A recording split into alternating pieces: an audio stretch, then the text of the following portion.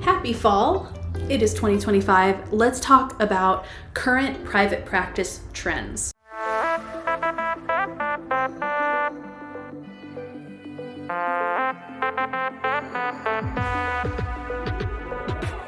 If you're new here, my name is Alysha. I'm a psychiatric nurse practitioner and I own a private practice, and I teach other Psych NPs how to find freedom and balance in their lives by starting their own private practices as well. First, I'm going to share with you some trends that I've noticed throughout the years in private practice ownership during the fall and winter time, as well as some trends that I'm noticing in 2025 specifically.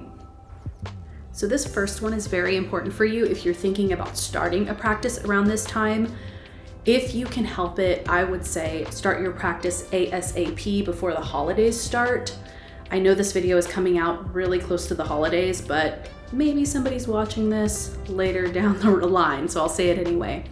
I think that it's really good to consider starting your practice in like September, October, and also launching practices, say in like January, February, because that's when kids are going back to school, adults are having more time for their own appointments, and if you work with kids, adults are realizing kids need meds for the upcoming school year. Maybe they've just started and they're like, oh my gosh, we need some support and help, especially those of you that treat ADHD. The reason I say this is because historically my highest bookings, and several of my mentees have shared this as well, their highest bookings are in September, October, and January, February, because that's when typically there's more demand. Then things start to dip around late November and December, as well as July, August. And that's usually because a lot of people are traveling or spending time with family or celebrating the holidays. A lot of people also, specifically in November and December, tend to be more conscious of money that they're spending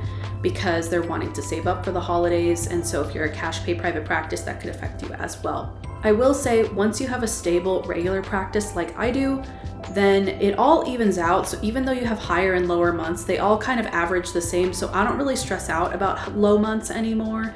But I know that if a new practice owner doesn't know that this could happen, it can be a huge source of stress because maybe they think that something's not working, when in reality, you just gotta ride it out through that season. And this is not to say that you shouldn't start a private practice, say in November, December. It actually could be great because then you're setting up and then preparing for that boom in January. I just don't want you to be discouraged if you have lower bookings in that time. Please know that it's not because your private practice is failing in this first month. It might just be that you gotta ride this season out. And sometimes a low season starting out is actually a really good thing, so you can see a couple of new patients slowly and get your processes in order. I actually think that's great. I think if you get a big boom in the beginning, it can be really overwhelming. Another trend that I'm noticing in private practice is that there's a little bit more demand for in-person sessions. I think that now that we're 5 years out of COVID, people are starting to want to be out and about and wanting to be a little bit more in person. I noticed this is more for therapy as opposed to med management. So if you're fully tele-med management, I think it can still work just fine. And people still love the ease of it. But I will say that you might get a few more people asking for in-person visits. And if you don't offer that, that's okay. I just am saying that it might be something that you notice. So you may want to have some good referral sources of therapists that see people both in person and online, just in case a patient prefers that. And then you yourself, if you are fully telehealth and have availability to do like 1 or 2 days in person a month, that can probably cover a brand new practice and cover a few patients that want to be seen in person. And then you can kind of see what your type of population demands. For me, I see a lot of young adults and like teenagers and young adults, and a lot of my patients are moving away to college, and a lot of them are staying within my state. So tele is actually really helpful because they're moving from home to, maybe somewhere that's 5 hours away, but they're still in the same state. And so then I can continue to see them. But I do know that a colleague of mine that sees very young children, say children under 10, there's a lot more demand for in-person because it's harder to get a little one to sit on Zoom and meet with somebody, obviously. And sometimes you want to be playing with them and, observing their behavior during the assessment. So sometimes just it can be more helpful. to assess a child that young in person. So it also depends on what type of patient you see. Next, another one that I'm starting to notice is because of some of the large world events and just different things going on, internationally and in the US, I'm seeing a lot of patients have a lot of existential dread and anxiety around the state of the world.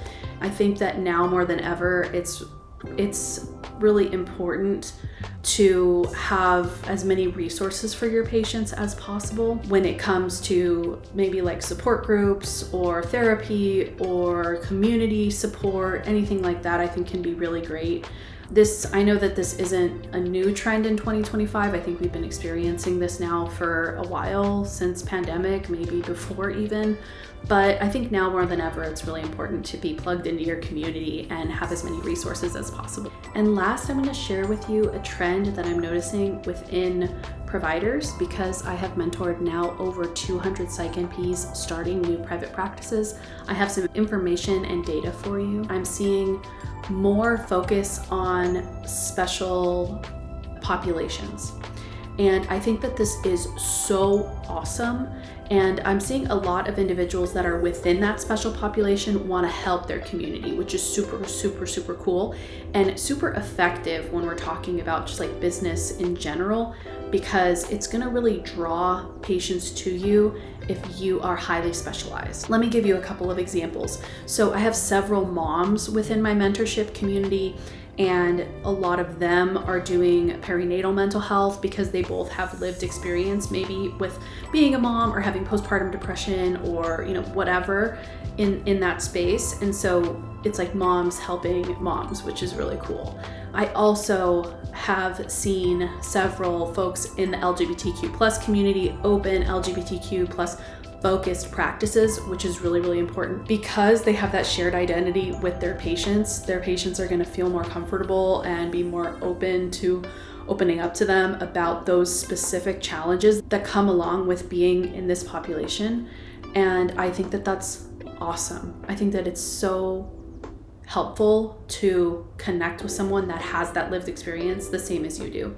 And that leads me to say even another situation that's kind of similar to that, and that is individuals of a specific identity culturally. I'll give you one example. One of my mentees, Julie, she's a Filipino American, and she specifically sees Filipino Americans, and she understands what it's like living within that community. She understands challenges of either being first gen immigrant or second gen, or just being within the Filipino community. And so I think that that's really awesome. Same thing with Black and brown women who are specifically focused on caring for Black and brown women, or Black men that have a practice focused on support of Black men. I think that that's awesome because there are studies on this, that when a patient has the same culture as their provider, we see better outcomes, right? Whether that's they feel more comfortable, whether that's they know that there's a similar lived experience, whether they know,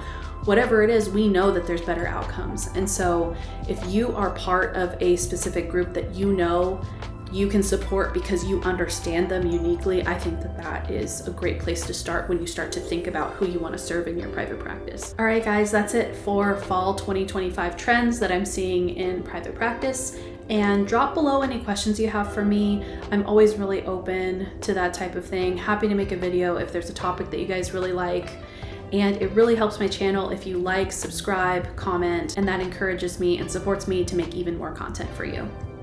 And those of you that are interested in being mentored while you're opening your private practice and you want a step-by-step guide on how to open a practice and support getting there, I do have a mentorship program with over 200 Psych NPs now in there that are opening, launching, growing, starting private practices all around the US. And they're all very kind and incredible, and our community is awesome. So I'll put the link below in the description for how to get started. All right, my friends, see you in the next video. Thank you for watching.